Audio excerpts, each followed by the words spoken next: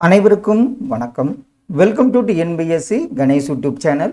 Friends, இந்த video பதிவில் நம்ம பாலிட்டியிலிருந்து ஒரு 150 இம்பார்ட்டண்டான கொஸ்டின்ஸ் என்னங்கிறத பார்க்கலாம். கண்டிப்பாக இதெல்லாம் உங்கள் ரிவிஷனுக்கு ரொம்ப யூஸ்ஃபுல்லாக இருக்குன்னு நம்புகிறோம். வாங்க முதல் கேள்வி பாருங்கள். பாராளுமன்ற முறை அரசாங்கத்தில் நிர்வாகத்துறை பொறுப்புடையதாக இருக்க வேண்டியது எதற்கு? பாராளுமன்ற முறை அரசாங்கத்தில் நிர்வாகத்துறை பொறுப்புடையதாக இருக்க வேண்டியது மக்களுக்கு என்பது சரி. அடிப்படை உரிமைகளில் அவசியமான தடைகளை விதிக்கக்கூடிய உரிமைகளை பெற்றிடுவது யார்? அடிப்படை உரிமைகளில் அவசியமான தடைகளை விதிக்கக்கூடிய உரிமைகளை பெற்றிருப்பவர் பார்த்தீங்கன்னா குடியரசுத் தலைவர் ஆவார். குடியரசுத் தலைவர் நிதிநிலை அவசரகால பிரகடன நிலையை எத்தனை முறை அறிவித்துள்ளார்? நம்ம இந்தியாவில் பார்த்திங்கன்னா நிதிநிலை அவசரகால பிரகடனை இப்போ இதுவரைக்கும் கிடையாது என்பது சரி. குடியரசுத் தலைவர் தேர்தல் சம்பந்தப்பட்ட விஷயங்களில் முடிவெடுப்பவர் யார்? குடியரசுத் தலைவர் தேர்தல் சம்பந்தப்பட்ட விஷயங்களில் முடிவெடுப்பவர் பார்த்திங்கன்னா தலைமை நீதிமன்றம் என்பது சரி. யூனியன் பிரதேசங்களுக்கு மக்களவையில் எத்தனை இடங்கள் ஒதுக்கப்பட்டுள்ளன? யூனியன் பிரதேசங்களுக்கு மக்களவையில் ஒதுக்கப்பட்ட இடங்கள் 20 இடங்கள் என்பது சரி. சட்டம் இயற்றும் அமைப்பு மத்தியிலும் தமிழ்நாட்டிலும் எப்படி இருக்கு? சட்டம் இயற்றும் அமைப்பு மத்தியில் எப்படி, தமிழ்நாட்டில்? ஆன்சர், மத்தியில் 2 அவை, தமிழ்நாட்டில் 1 அவை. நம்மளுக்கு மேலவை கிடையாது. இந்திய அரசியலமைப்பு எப்படிப்பட்டது? ஆப்ஷனில் பாருங்க. இந்திய அரசியலமைப்பு நெகிழும் மற்றும் நெகிழா இருத்தன்மையும் உடையது. ஓர் மாநிலத்தின் நிலப்பரப்பிலிருந்து புது மாநிலத்தை உண்டாக்கும் அதிகாரம் பெற்றுள்ளது எது? ஒரு மாநிலத்தின் நிலப்பரப்பிலிருந்து புது மாநிலத்தை உண்டாக்கும் அதிகாரம் பெற்றுள்ளது பாராளுமன்றம் என்பது சரி. பத்திரிகை சுதந்திரம் என்ற அடிப்படை உரிமை எதில் அடங்கியுள்ளது? பத்திரிகை சுதந்திரம் என்ற அடிப்படை உரிமை பேச்சு சுதந்திர உரிமையில் இந்த உரிமை அடங்கியுள்ளது என்பது சரி. அரசின் வழிகாட்டி நெறிமுறைகள் எடுக்கப்பட்டது எந்த அரசியலமைப்பில் இருந்து? அரசின் வழிகாட்டி நெறிமுறைகள் பார்த்தீங்கன்னா அயர்லாந்து அரசியலமைப்பில் இருந்து எடுக்கப்பட்டுள்ளது. இந்திய பிரதம அமைச்சரவை ஆவதற்கான குறைந்தபட்ச வயது வரம்பு என்ன? ஒருத்தர் இந்திய பிரதமராகனா அவர் எவ்வளவு வயது நிரம்பி இருக்க வேண்டும்? 25 வருடம் என்பது சரி. கீழே கொடுக்கப்பட்டவையுள் எது இந்திய அரசியல் அமைப்பில் குறிப்பிடாதது? இந்திய அரசியலமைப்பில் குறிப்பிடப்படாதது பார்த்தீங்கன்னா திட்ட ஆணையம் என்பது சரி. இந்திய அரசியலமைப்பு சட்டத்தினை உருவாக்குவதற்கு அரசியலமைப்பு நிர்ணய சபை ஏற்படுத்தப்பட்ட நாள் எந்த நாள்? ஒரு இந்திய அரசியலமைப்பு சட்டம் வேணும்னு அரசியலமைப்பு நிர்ணய சபை ஏற்படுத்தப்பட்ட நாள் 6 டிசம்பர் 1946 என்பது சரி. இந்திய அரசியலமைப்பு சட்டம் அமலாக்கிய பொழுது இருந்த மொத்த சரத்துக்கள் எவ்வளவு? இந்திய அரசியலமைப்பு சட்டம் அமலாக்கிய போது இருந்த மொத்த சரத்துக்கள் 395 என்பது சரி. எப்பொழுது குடியுரிமை வாரிசு சட்டம் இயற்றப்பட்டது?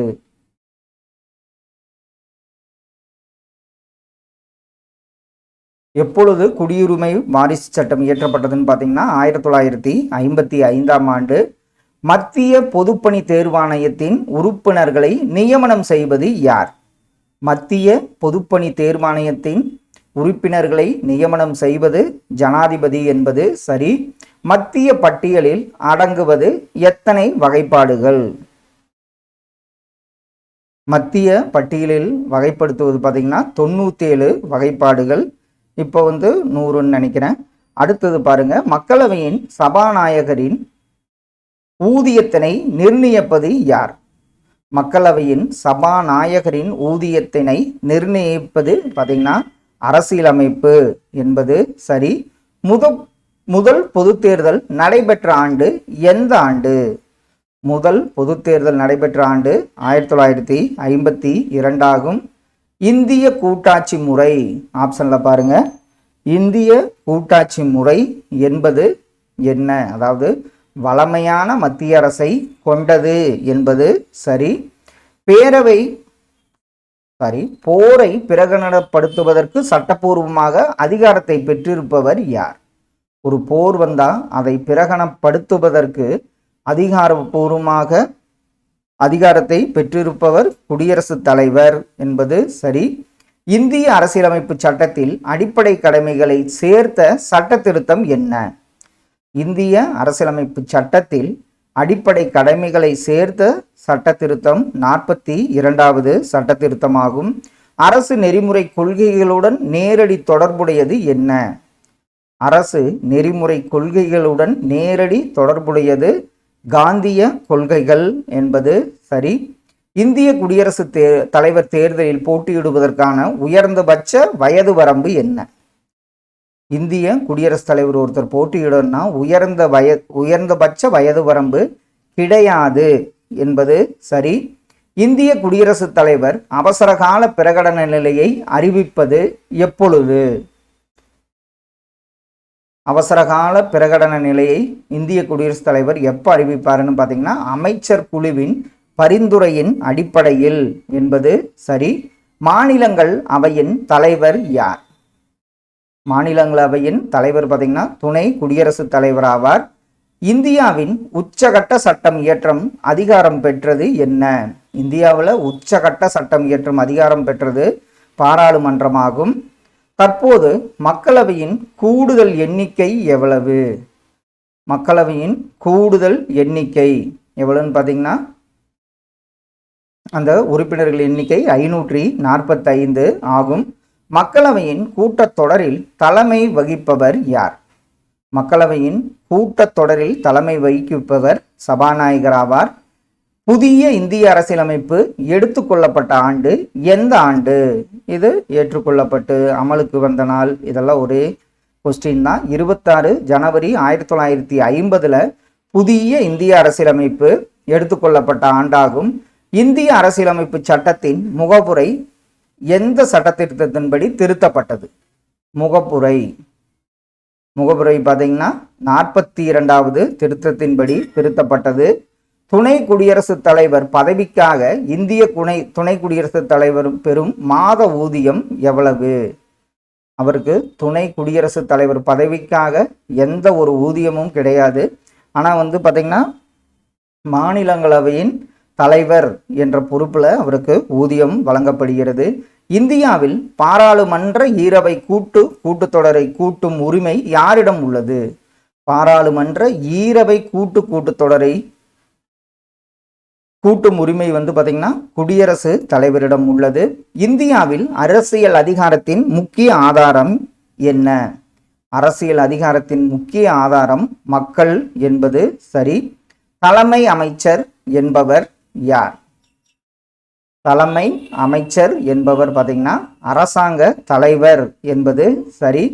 அமைச்சரவை கூட்டாக யாருக்கு பொறுப்பேற்கும்? அமைச்சரவை பார்த்தீங்கன்னா கூட்டாக பாராளுமன்றத்திற்கு பொறுப்பானதாகும். ஒரு கட்சி தேசிய கட்சியாக அங்கீகரிக்கப்பட எத்தனை மாநிலங்களால் அங்கீகரிக்கப்பட வேண்டும்? ஒரு கட்சி தேசிய கட்சி என அங்கீகரிக்கப்பட 4 மாநிலங்களால் அங்கீகரிக்கப்பட வேண்டும். மாநில ஆளுநரின் பதவிக்காலம் என்ன? ஒரு மாநில ஆளுநரின் பதவிக்காலம் குடியரசுத் தலைவர் விரும்பும் வரை என்பது சரி. அரசியலமைப்பில் எத்தனை வகை நெருக்கடி நிலை உள்ளது? நம்ம இந்திய அரசியலமைப்பில் பார்த்தீங்கன்னா 3 வகையான நெருக்கடி நிலைகள் குறிப்பிடப்பட்டுள்ளது. திட்ட ஆணையம் என்பது என்ன வகை அமைப்பு? திட்ட ஆணையம் என்பது சட்டப்பூர்வமான அமைப்பு கிடையாது. கீழ் குறிப்பிட்டுள்ள உயர்நீதிமன்றங்களுள் அந்தமான் நிக்கோபார் தீவுகள் எந்த நீதிமன்றத்தின் கீழ் வரும்? அந்தமான் நிக்கோபார் தீவுகள் எந்த நீதிமன்றத்தின் கீழ் வரும்? இது பார்த்தீங்கன்னா கல்கத்தா உயர்நீதிமன்றத்தின் கீழ் வரும். அரசியலமைப்பின் எந்த விதி ஜம்மு காஷ்மீருக்கு தனி அந்தஸ்து வழங்குகிறது? இது இப்போ கிடையாது.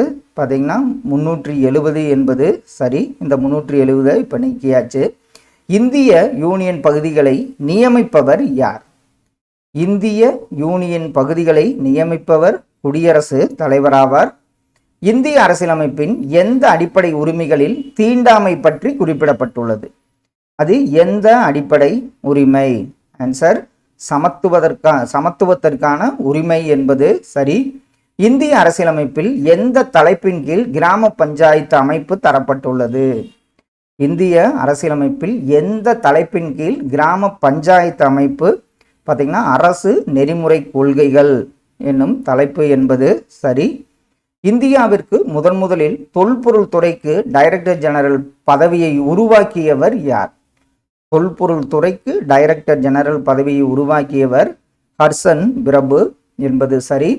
கவர்னர் ஜெனரல் நிர்வாக குழுவில் சட்ட உறுப்பினரை நிரந்தர உறுப்பினராக ஆக்கிய பட்டய சட்டம் என்ன?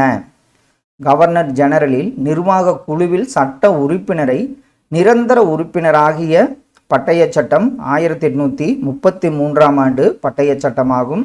மாநிலங்களவை உறுப்பினர்களின் அதிகப்படியான எண்ணிக்கை எவ்வளவு? மாநிலங்களவைனா கண்டிப்பாக அதில் 250 உறுப்பினர்கள் என்பது சரி. மக்களவையில் பூஜ்ய நேரத்தின் கால அளவு என்ன? மக்களவையில் பூஜ்ய நேரத்தின் கால அளவு பார்த்தீங்கன்னா 1 மணி நேரமாகும். இந்திய பாராளுமன்றம் ஆப்ஷனில் பாருங்க. இந்திய பாராளுமன்றம் ஆன்சர் குடியரசுத் தலைவர், மக்களவை, மாநிலங்களவையை கொண்டது இந்திய பாராளுமன்றமாகும். உச்ச நீதிமன்றத்தின் நீதிபதியை நியமிக்கும் அதிகாரம் உள்ளவர் யாருன்னு பாருங்க, குடியரசுத் தலைவர் என்பது சரி. இந்திய குடியரசுத் தலைவர் பதவியும் துணை குடியரசுத் தலைவர் பதவியும் காலியாக இருக்கும் பொழுது குடியரசுத் தலைவர் பொறுப்பை யார் வகிப்பார்? யாருன்னு பார்த்தீங்கன்னா உச்ச நீதிமன்ற தலைமை நீதிபதி என்பது சரி. இந்தியாவின் பாராளுமன்ற ஈரவை கூட்டத்தொடரை கூட்டும் உரிமை யாரிடம் உள்ளது? ஈரவை கூட்டத்தொடரை கூட்டும் உரிமை பார்த்தீங்கன்னா குடியரசு தலைவரிடம் உள்ளது. திட்ட கமிஷன் துவங்கப்பட்ட ஆண்டு எந்த ஆண்டு? 1950 என்பது சரி. இந்தியாவின் முதல் குடிமகன் யார்? ஜனாதிபதி தான் இந்தியாவின் முதல் குடிமகன் ஆவார். இந்திய அரசியலமைப்பு எழுதியவர்கள் அடிப்படை உரிமைகள் என்ற தத்துவத்தை எந்த நாட்டு அரசியலமைப்பிலிருந்து பெற்றனர்? அடிப்படை உரிமைகள் என்ற தத்துவத்தை பார்த்தீங்கன்னா அமெரிக்க அரசியலமைப்பில் இருந்து பெற்றனர். பின்வருவனவற்றுள் எந்த அரசியலமைப்பு திருத்தம் இந்திய அரசியலமைப்பின் அடிப்படை கடமைகளை சேர்த்தது? இதுன்னு பார்த்தீங்கன்னா 42வது அரசியலமைப்பு சட்ட திருத்தம் என்பது சரி. இந்திய சட்டமன்றம் எந்த மாதிரியில் அமைந்துள்ளது? நம்ம இந்திய சட்டமன்றம் பார்த்தீங்கன்னா பிரிட்டன் மாதிரியில் அமைந்துள்ளது. ராஜ்யசபையின் உறுப்பினர்கள் அதாவது மாநிலங்களவையின் உறுப்பினர்கள் 250 பேர் என்பது சரி. இந்திய உப ஜனாதிபதியாக உள்ளவரே தலைவராக இருப்பது, அவர் துணை ஜனாதிபதி எதற்கு தலைவராக உள்ளாருன்னு பார்த்தீங்கன்னா ராஜ்ய சபைக்கு. அடுத்து கூற்று காரணம். மாநில ஆளுநர் குடியரசுத் தலைவரால் நியமிக்கப்படுகிறார். அவர் குடியரசுத் தலைவர் நினைக்கும் வரையில் பதவி வகிக்கலாம். இது கூற்று. காரணம், மாநில ஆளுநரின் பதவிக்காலம் 5 ஆண்டுகள். இதில் அதாவது உங்களுக்கு ஆப்ஷன் சி கூற்று சரியானது, ஆனால் காரணம் தவறு என்பது சரியான விடை. இந்திய அரசியலமைப்பில் உள்ள நெருக்கத்தை பிரகடனப்படுத்தும் முறை எந்த முறை? இந்திய அரசியலமைப்பில் உள்ள நெருக்கடி காலம்தான். அந்த நெருக்கடி காலத்தை பிரகடனப்படுத்தும் முறை பார்த்தீங்கன்னா அமெரிக்க அரசியலமைப்பிலிருந்து பெறப்பட்டது என்பது சரி. கடின உழைப்பிற்கு பிறகு இந்திய அரசமைப்பானது எப்பொழுது தயாரானது? எப்பொழுது? 26 நவம்பர் 1949ஆம் ஆண்டு இந்திய அரசியலமைப்பு தயாரானது. இந்திய அரசியலமைப்பானது எவ்வாறு அழைக்கப்படுகிறது? இது பார்த்தீங்கன்னா ஒரு எழுதப்பட்ட அரசியலமைப்பு என அழைக்கப்படுகிறது. சொத்துரிமை என்பது இப்போது என்ன உரிமையாக உள்ளது? சொத்துரிமை என்பது பார்த்தீங்கன்னா அடிப்படை உரிமையிலிருந்து நீக்கப்பட்டு சட்ட உரிமையாக உள்ளது. குடியரசுத் தலைவரின் பதவிக்காலம் எவ்வளவு? அவருடைய பதவிக்காலம் 5 ஆண்டுகளாகும். இந்திய அரசியலமைப்பு சட்டத்தில் எந்த நிதி மாநில அரசாங்கத்துக்கு கிராம பஞ்சாயத்துக்களை அமைக்க வழிவகை செய்கிறது? அதற்குரிய விதி இது விதி இந்திய அரசியலமைப்பு சட்டத்தில் எந்த விதி மாநில அரசாங்கத்துக்கு கிராம பஞ்சாயத்துக்களை அமைக்க வழிவகை செய்கிறது? விதி 40 என்பது சரி. இந்திய பாராளுமன்றம், இது நம்ம பார்த்ததுதான். குடியரசுத் தலைவர், மக்களவை மற்றும் மாநிலங்களவையை கொண்டது இந்திய பாராளுமன்றமாகும். பஞ்சாயத்து ராஜ் திட்டத்தை முதலில் அறிமுகப்படுத்திய மாநிலம் எந்த மாநிலம் பாருங்க, ராஜஸ்தான் என்பது சரி. பின் வருபவைகளில் எவை உச்சநீதிமன்ற நீதிபதிகளின் தகுதிகளில் தவறானது? இதில் ஆப்ஷனில் பாருங்க, எந்த தகுதி தவறானது? ஆன்சர், அவர் இந்திய குடிமகனாக இருக்க வேண்டும். சரி. ஓர் உயர் நீதிமன்றத்தில் 10 ஆண்டுகள் வழக்கறிஞராக இருக்க வேண்டும். ஒரு உயர் நீதிமன்றத்தில் 5 ஆண்டுகள் நீதிபதியாக இருந்திருக்க வேண்டும். அவர் 3 ஆண்டுகள் கணக்காளர் மற்றும் தணிக்கையாளராக இந்திய அரசில் இருந்திருக்க வேண்டும் என்பது தவறு. இந்திய அரசியலமைப்பை எழுதுவதற்கு எவ்வளவு காலம் ஆனது? இதற்கு அடிக்கடி கேட்கப்பட்ட கேள்வி. 2 வருடம் 11 மாதம் 17 நாள் என்பது சரி. மத சுதந்திரம் எந்த விதியின் கீழ் கூறப்பட்டுள்ளது? மத சுதந்திரம் பார்த்தீங்கன்னா விதிகள் 25 முதல் 28 வரை கூறப்பட்டுள்ளது. பின்வருவனவற்றுள் எந்த கூற்று சரியானது இல்லை? ஆப்ஷன்ல பாருங்க, எந்த கூற்று சரியானதில்லை? ஆன்சர், மாநிலங்களவையில் மாநிலங்களுக்கு சமமான பிரதிநிதித்துவம் கொடுக்கப்பட்டிருக்கிறது என்பது சரியான கூற்று கிடையாது. இந்திய மேலவை இவ்வாறு அழைக்கப்படுகிறது. இந்திய மேலவை என்ன அழைக்கப்படுகிறதுனா மாநிலங்களவை என்று அழைக்கப்படுகிறது. இந்தியாவில் முதலாக அரசு பணியாளர் தேர்வாணையம் எதன்படி அமைக்கப்பட்டது? இந்தியாவில் முதலாக அரசு பணியாளர் தேர்வாணையம் பார்த்தீங்கன்னா ஐஎச்என் குழுவின் சிபாரிசுக்கு இணங்க அமைக்கப்பட்டது என்பது சரி. அரசியலமைப்பு படி நிதிக்குழு ஒவ்வொரு எத்தனை ஆண்டுக்கு முறை அமைக்கப்படுகிறது? நிதிக்குழு அப்படின்னாவே 5 ஆண்டுக்கு ஒரு முறை குடியரசுத் தலைவரால் அமைக்கப்படுகிறது. இந்திய பாராளுமன்றத்தின் கீழ் அவை இவ்வாறு அழைக்கப்படுகிறது. மேலவை என்னன்னு பார்த்தோம். கீழவை பார்த்தீங்கன்னா லோக்சபா என்றும் மேலவை ராஜ்யசபா என்றும் அழைக்கப்படுகிறது. மாநிலத்தின் மேல்முறையீட்டு நீதிமன்றம் எது? மாநிலத்தின் மேல்முறையீட்டு நீதிமன்றம் உயர் நீதிமன்றமாகும். 12வது மக்களவையின் துணை சபாநாயகர் திரு PM சையத் எந்த அரசியல் கட்சியை சார்ந்தவர்? மக்களவையின் துணை சபாநாயகர் அவர் பார்த்தீங்கன்னா இந்திய தேசிய காங்கிரஸை சார்ந்தவராவார். அரசியலமைப்பு சபையின் நிரந்தர தலைவராக இருந்தவர் யார்? அரசியலமைப்பின் நிரந்தர தலைவர் பார்த்தீங்கன்னா டாக்டர் ராஜேந்திர பிரசாத் ஆவார். இந்திய அரசியலமைப்பு சட்டம் ஆப்ஷன்ல பாருங்க, எவ்வாறு ஏற்றுக்கொள்ளப்பட்டது? அரசியல் நிர்ணய சபையால் ஏற்றுக்கொள்ளப்பட்டது என்பது சரி. பொதுவாக பாராளுமன்றம் எப்படி சட்டம் இயற்றலாம்? பொதுவாக பாராளுமன்றம் ஆப்ஷன்ல பாருங்க, மத்திய மற்றும் பொது பட்டியலில் உள்ள துறைகளை பற்றி சட்டம் இயற்றலாம். அந்த அதிகாரம் பாராளுமன்றத்திற்கு உண்டு. இந்திய அரசியலமைப்பு சட்டம் நிர்வாக அதிகாரத்தை யாரிடம் கொடுத்துள்ளது? இந்திய அரசியலமைப்பு சட்டம் நிர்வாக அதிகாரத்தை பார்த்தீங்கன்னா குடியரசுத் தலைவரிடம் கொடுத்துள்ளது. அரசியலமைப்பின்படி மாநில சட்டமன்றத்தின் மேலவையை நீக்கவோ அல்லது உண்டாக்கவோ யாரால் முடியும்? மாநில சட்டமன்றத்தின் மேலவையை நீக்க அல்லது உண்டாக்க யாரிடம் முடியும்னா இந்திய பாராளுமன்றத்தால் மட்டுமே முடியும். எந்த மாநில சட்டமன்றம் அதிக உறுப்பினர்களை பெற்றிருக்கிறது? அது பார்த்தீங்கன்னா உத்தரப்பிரதேசம் தான் அதிக உறுப்பினர்களை பெற்றிருக்கிறது. குடியரசுத் தலைவர் நாட்டில் இதுவரை எத்தனை தடவை நிதி நெருக்கடியை அறிவித்திருக்கிறார்? நிதி நெருக்கடி ஒருபோதும் கிடையாது என்பது சரி. நீதிபதிகளின் சம்பளம் எவ்வாறு கொடுக்கப்படுகிறது? நீதிபதிகளின் சம்பளம் பார்த்தீங்கன்னா தொகுப்பு நிதியிலிருந்து வழங்கப்படுகிறது என்பது சரி. இந்திய அரசியலமைப்பு ஆப்ஷன் பாருங்க, அது எவ்வாறு உள்ளது? இந்திய அரசியலமைப்பு ஒற்றையாட்சி தன்மைகளை கொண்ட கூட்டாட்சி என்பது சரி. மக்களாட்சி வெற்றிகரமாக செயல்படுவதற்கு தேவையான முக்கிய அடிப்படை உரிமை எது? மக்களாட்சி வெற்றிகரமாக செயல்படணும்னா குறைகளை கூறும் அரிமை உரிமை முக்கிய அடிப்படையாக உள்ளது. மக்களவை தலைவர் தன் பதவிக்காலம் முடியும் முன்பே பதவி நீக்கம் செய்யப்படலாம். எவ்வாறு? மக்களவை தலைவர் ஆன்சர், மக்களவை தன் தலைவருக்கு எதிரான தீர்மானம் நிறைவேற்றப்படும் போது அவர் பதவி நீக்கம் செய்யப்படலாம். மாநில சட்டமேலவையில் பின்வரும் உறுப்பினர்களில் எவர் தவறுதலாக சேர்க்கப்பட்டுள்ளனர்? மாநில சட்டமேலவை இதில் அப்படியே ஆப்ஷனில் பாருங்க, யார் தவறுதலாக சேர்க்கப்பட்டுள்ளனர்?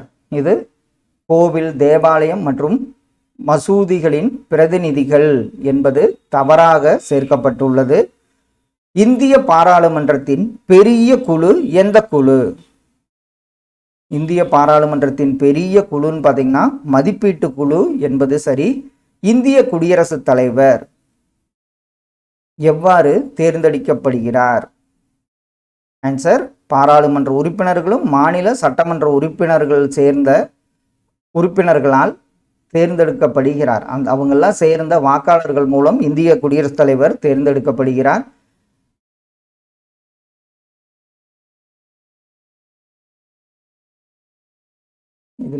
குடியரசுத் தலைவருக்கு பதவி பிரமாணம் செய்து வைப்பவர் யார்? குடியரசு தலைவருக்கு பதவி பிரமாணம் செய்து வைப்பவர் யார்? அதுல யாருன்னு பாருங்க, இந்திய தலைமை நீதிபதி ஆவார். குடியரசுத் தலைவர் பதவி விலகும் கடிதத்தை யாரிடம் கொடுக்க வேண்டும்? யாரிடம் அனுப்ப வேண்டும்? குடியரசுத் தலைவர் பதவி விலகணும்னா குடியரசு துணை தலைவருக்கு அனுப்ப வேண்டும். குடியரசுத் தலைவர் பதவி காலியாக இருக்கும்போது துணை குடியரசுத் தலைவர் எவ்வளவு காலம் குடியரசுத் தலைவர் பதவியை வகிக்க முடியும்? இது நம்ம பார்த்தது தான், 6 மாதம் வரை என்பது சரி. கீழ்கண்ட கூற்றுகளை ஆராய்க. நம் நாட்டு சின்னங்கள் மயில், தாமரை, உயிரின பெங்கால் புலி. இதில் எது சரி எது தவறு? இதை நம்ம பார்த்தவொடனே சொல்லிடுவோம். ஆப்ஷன் 1, 2, 3 சரியானவை. அதாவது மயில், தாமரை, புலி என்பது சரியான ஒன்று. மாநிலங்களவையை மக்களவைக்கு சமமாக அதிகாரங்களை கீழ்காணும் எதில் பெற்றிருக்கவில்லை? மாநிலங்களவை மக்களவைக்கு சமமாக அதிகாரங்களை கீழ்காணும் எதில் பெற்றிருக்கவில்லை அப்படின்னு பார்த்தீங்கன்னா சபாநாயகரை தேர்ந்தெடுத்தல் என்பது சரி. மக்களவை தலைவர் இவர் பார்த்தீங்கன்னா யாரு, எவ்வாறு தேர்ந்தெடுக்கப்படுகிறார்? மக்களவை தலைவர் மக்களை உறுப்பினர்களால் அவைக்கு உள்ளேயே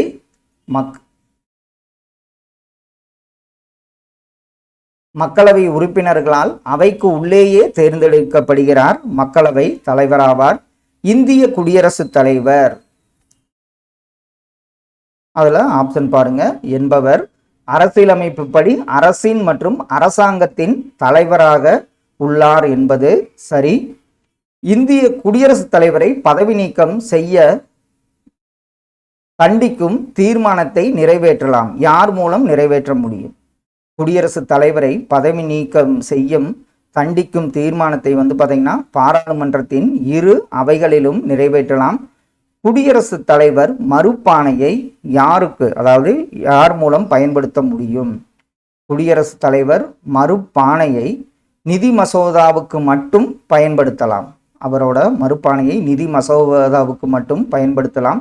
நெருக்கடி நிலை பிரகடனத்திற்கு பாராளுமன்றத்தில் எத்தனை மாதத்திற்குள் ஒப்புதல் வழங்க வேண்டும்? நெருக்கடி நிலைனாவே 1 மாதத்திற்குள் ஒப்புதல் வாங்க வேண்டும் என்பது சரி. துணை குடியரசுத் தலைவர் எவ்வாறு தேர்ந்தெடுக்கப்படுகிறார்? துணை குடியரசுத் தலைவர் பார்த்தீங்கன்னா ராஜ்யசபை உறுப்பினர்களால் தேர்ந்தெடுக்கப்படுகிறார் என்பது, அதாவது பாராளுமன்றத்தில் உள்ள 2 சபைகளால் தேர்ந்தெடுக்கப்படுகிறார் குடியரசு துணைத் தலைவர். உண்மையில் அமைச்சரவை என்பது என்ன? ஆப்ஷன் பாருங்க. அமைச்சரவை என்பது மக்களவையின் நம்பிக்கையை பெற்றிருக்கும் வரை பதவி வகிக்கலாம் என்பது சரி.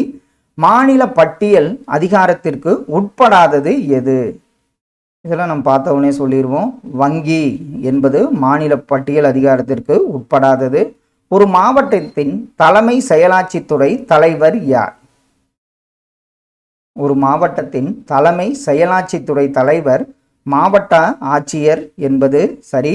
ஒரு மாநிலத்தின் சட்டசபையை கலைக்கும் அதிகாரத்தை ஜனாதிபதிக்கு அளிக்கும் குடியுரிமை சட்டத்தின் பிரிவு என்ன? ஒரு மாநில சட்டசபை கலைக்கின்னா அந்த பிரிவு 356 என்பது சரி. இந்திய குடிமகன் ஒருவர் பாராளுமன்ற உறுப்பினர் ஆவதற்கு குறைந்தபட்ச வயது என்ன? அவர் பாராளுமன்ற அதாவது எம்பி ஆகணும்னா அவர் குறைந்தபட்ச வயது 25 ஆண்டுகள் இருக்க வேண்டும்.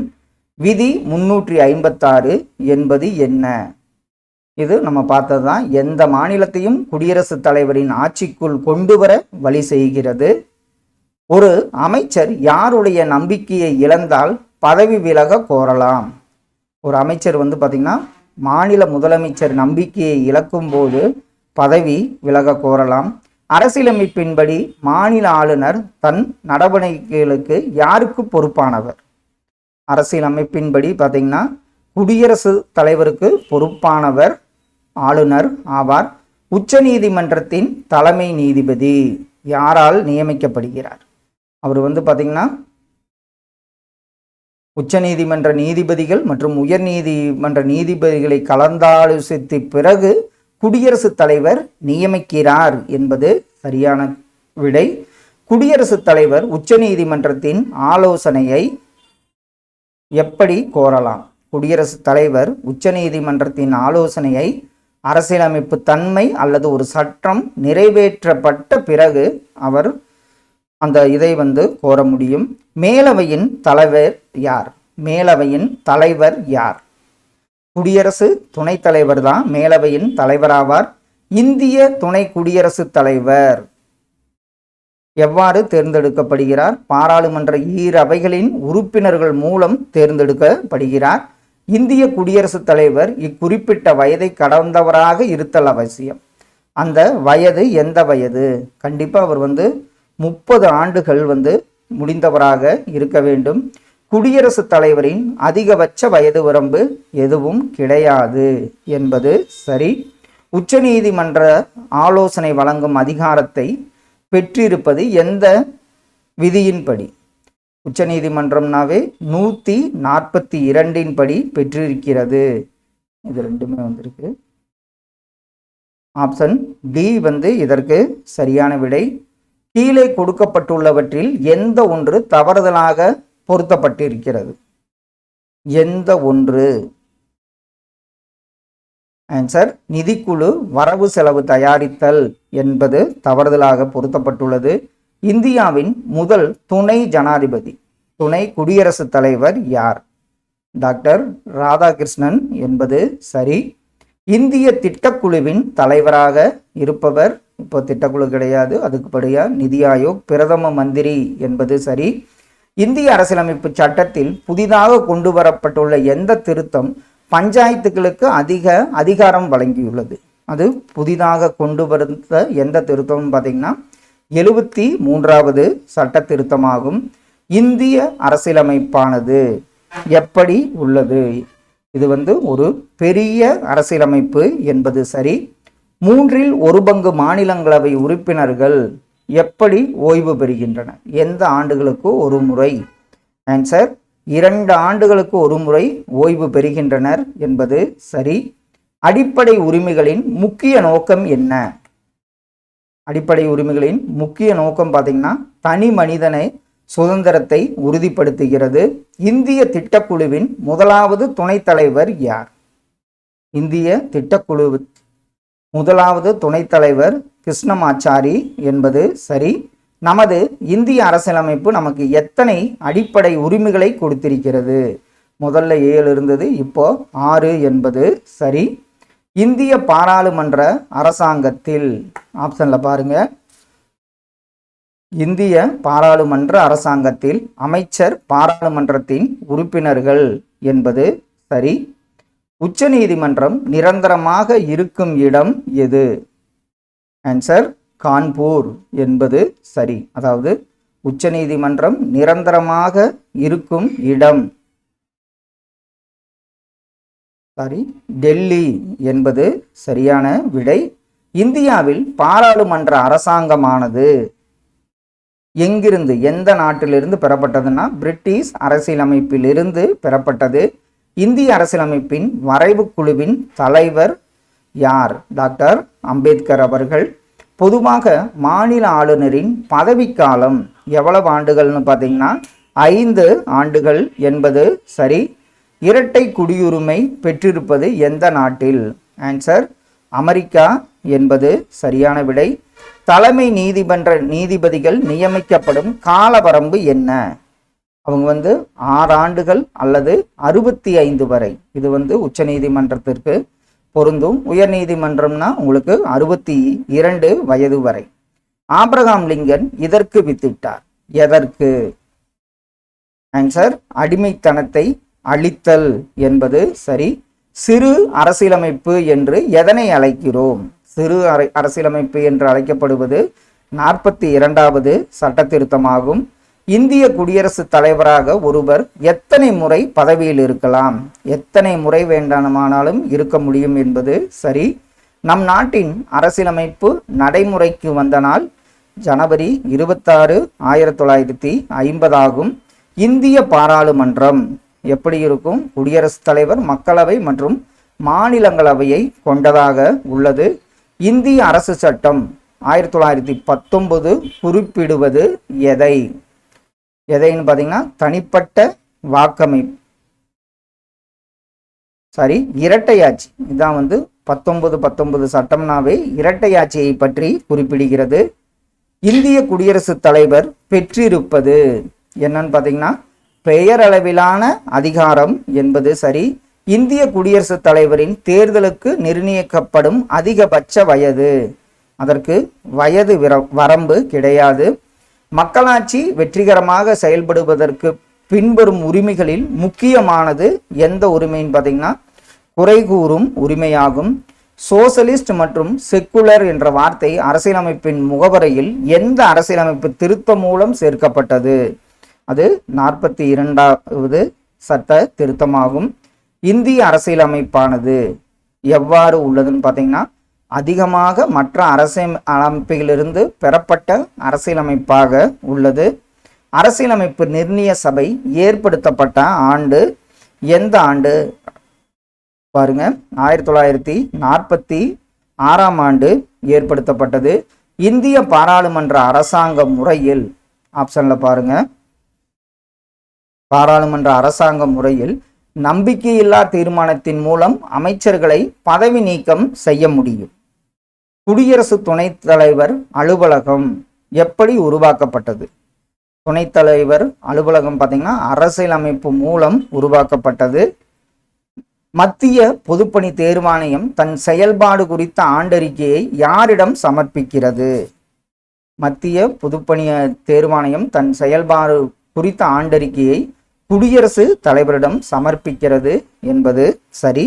ஃப்ரெண்ட்ஸ், இந்த வீடியோ பதிவில் ஒரு 150 பாலிட்டி கொஸ்டின்ஸ் என்னங்கிறத பார்த்தோம். கண்டிப்பாக இது உங்கள் ரிவிஷனுக்கு யூஸ்ஃபுல்லாக இருக்குன்னு நம்புகிறோம். Thank you all.